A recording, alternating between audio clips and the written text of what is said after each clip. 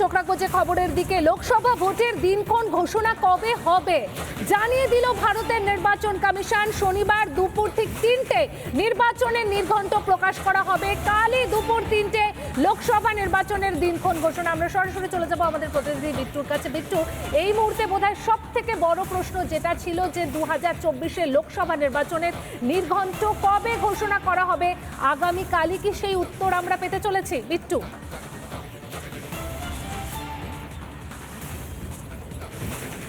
একদমই তাই, প্রতীক্ষার অবসান বলা যেতে পারে। আগামীকাল দুপুর 3টের সময় জাতীয় নির্বাচন কমিশন এই যে সাধারণ নির্বাচন রয়েছে দেশ জুড়ে তার দিনক্ষণ ঘোষণা করবেন এবং এক্ষেত্রে কত দফায় নির্বাচন হবে সেটা নিয়ে একটা প্রশ্ন চিহ্ন থাকছে। বিশেষ করে আমাদের পশ্চিমবঙ্গের ক্ষেত্রে আমি তোমায় জানিয়ে রাখি, এই মুহূর্তে আমি যে জায়গায় দাঁড়িয়ে আছি সেটা হচ্ছে রাজ্যের মুখ্য নির্বাচনী আধিকারিক দপ্তর, জাতীয় নির্বাচন কমিশনের পশ্চিমবঙ্গ শাখা। এবং এইখানে ইতিমধ্যে শনি এবং রবিবার এই দুদিনের সমস্ত কর্মচারী যারা আছেন তাদের ছুটি বাতিল করে দেওয়া হয়েছে এবং প্রত্যেকটা অফিসে আসতে বলা হয়েছে। আগামীকাল যে ঘোষণা হবে এবং তারপরই জানা যাবে যে পশ্চিমবঙ্গে কত দফায় নির্বাচন হচ্ছে। তুমি জানো যে 2019 সালে 7 দফায় পশ্চিমবঙ্গে নির্বাচন হয়েছিল এবং এক্ষেত্রে দাঁড়িয়ে সেই দফা কি বাড়ানো হবে সেটা নিয়ে একটা প্রশ্ন চলছে।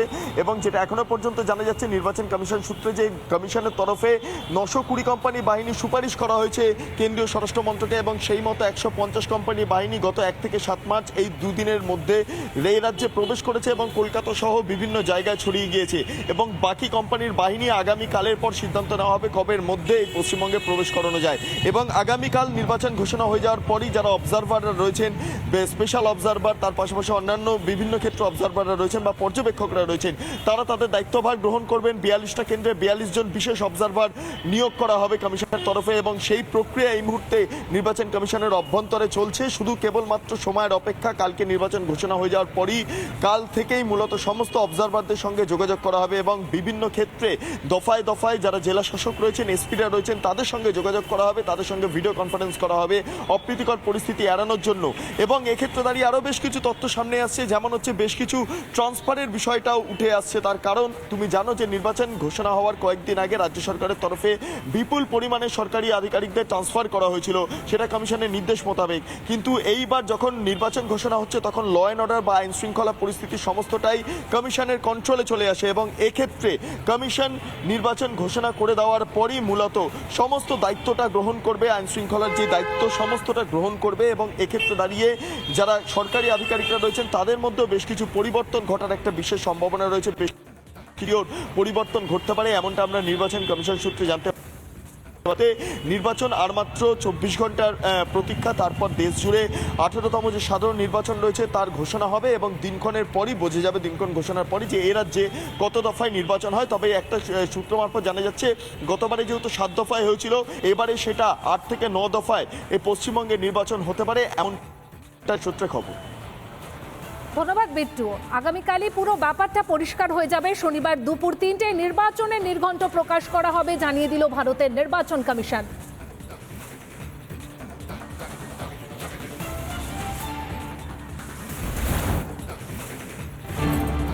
এই মুহূর্তে চোখ রাখবো যে খবরের দিকে। আলিপুরদুয়ারের তুফানগঞ্জ বিধানসভায় প্রচারে বিজেপি প্রার্থী মনোজ টিগ্গা।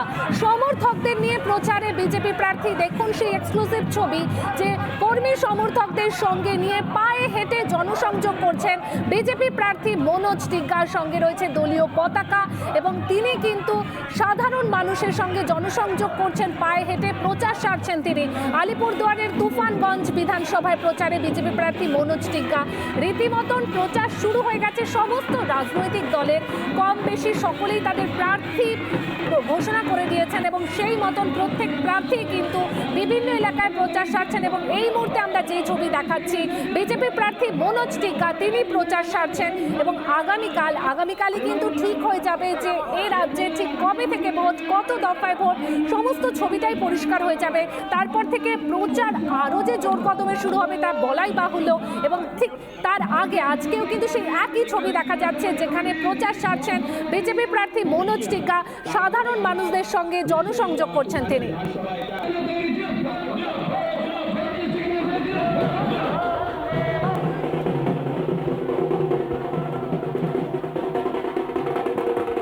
অন্যদিকে দেখুন আরও একটা ছবি দেখাচ্ছি আপনাদেরকে, যেখানে ঘাটাল কেন্দ্রে প্রচারে বিজেপি প্রার্থী হিরণ চ্যাটার্জি দাসপুরের একাধিক জায়গায় জনসংযোগ কর্মসূচিতে হিরণ কর্মী সমর্থকদের নিয়ে প্রচার। আর অবশ্যই তারকা প্রার্থীকে পেয়ে সাধারণ মানুষরা কিন্তু তার সঙ্গে সেলফি তুলছেন, হাত নেড়ে রীতিমতন জনসংযোগ করছেন হিরণ। আপনাদের এই মুহূর্তে কিন্তু ঘাটাল কেন্দ্রের প্রচারে বিজেপি প্রার্থী হিরণ চ্যাটার্জি সেই ছবিটা আপনাদের দেখাচ্ছি। দাসপুরের একাধিক জায়গায় জনসংযোগ কর্মসূচিতে হিরণ কর্মী সমর্থকদের নিয়ে প্রচার করছেন, তার পাশাপাশি সাধারণ মানুষের সঙ্গেও কথা বলছেন। আর তারকা প্রার্থীকে পেয়ে রীতিমতন সেলফি তুলতে দেখা যাচ্ছে সাধারণ মানুষকে, হাত জোর করে জনসংযোগ করছেন সাধারণ মানুষের সঙ্গে। একদিকে আপনারা দেখছেন তুফানগঞ্জে যেখানে প্রচার করছেন মনোজ টিগ্গা, অন্যদিকে ঘাটালে প্রচার করছেন হিরণ। আপনাদের দুটো ছবি আপনাদের দেখাচ্ছি, যেখানে মনোজ টিগ্গা তিনি কিন্তু যখন প্রচার সারছেন তাকে রীতিমতন মালা পরিয়ে সংবর্ধনা জানাচ্ছেন দলীয় কর্মী সমর্থকরা, অন্যদিকে ঘাটালে প্রচার সারছেন হিরণ। সেই ছবিটা আপনাদের এই মুহূর্তে দেখাচ্ছি। প্রচার নিয়ে জোর কদম প্রচার চলছে এবং প্রচারে বেরিয়ে হিরণ ঠিক কি বলল শুনুন। মানুষের অভূতপূর্ব আশীর্বাদ, ভালোবাসা, তারা এবারে পরিবর্তন চাইছেন। কারণ 10 বছরেতেও আপনারা দেখছেন যে দাসপুর দিয়ে হাঁটছি, আর এটা হলো তেঁতুলতলার ব্রিজ। এই তেঁতুলতলার ব্রিজ 1972 সালে হয়েছিল, তারপর থেকে ভাঙাই পড়ে আছে। আর আমাদের যিনি সাংসদ তিনি আপনাদের ক্যামেরার সামনে মন খুলে হাসছেন। মানুষের এত কষ্ট দেখে, মানুষের এত কান্না দেখে, এই যে এক ব্রিজ নেই, গোটা ঘাটালে কোনো মানুষের চাকরি নেই, গরিব মানুষ এত গরিব হয়ে গেছে, সেইটা দেখে ওনার মতো ফিল্ম স্টার সুপারস্টারের হাসি পাচ্ছে।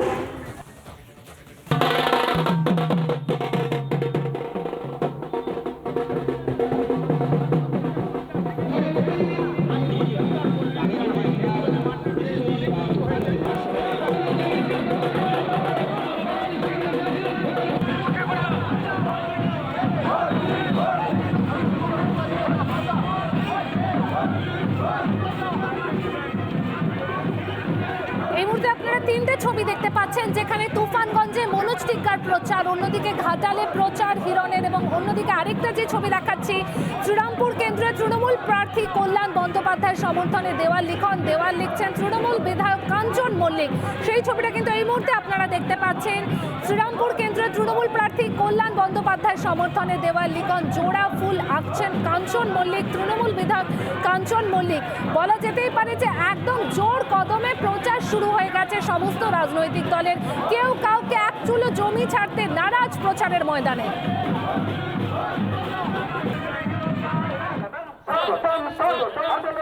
নির্বাচনে